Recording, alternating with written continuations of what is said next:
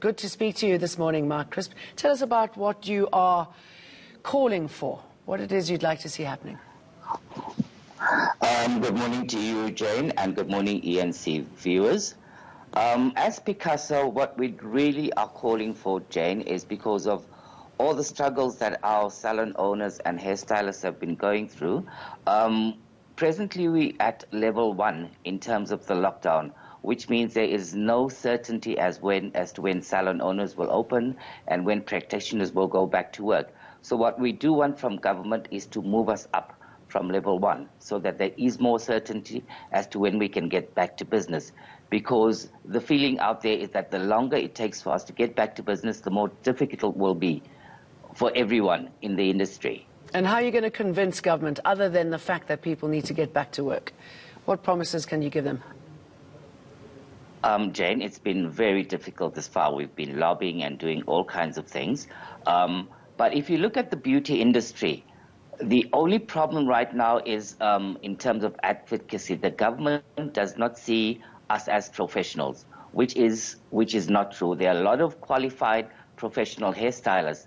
And if you would compare, let's say, the taxi industry to our beauty industry, there's a lot more regulation, there's a lot more happening, and there's less danger in terms of spreading the COVID-19 infection. You know, for us in a professional salon, it's very easy to keep the safe distancing, and then issues like disinfection, sanitation, cleanliness has always been part of the curriculum as professionals. And they are very easy to apply. What we probably have to do is probably just move it up in terms of what's happening with COVID-19. But we've set aside and we've forwarded many guidelines that we as professionals and hairstylists and salons would follow to convince government. And I guess for us who need your sort of services, I mean, it's quite important in a time like lockdown where people are feeling pretty depressed, and a lot of people are talking about losing their physical prowess during this time. So, a bit of pampering can be quite good mentally.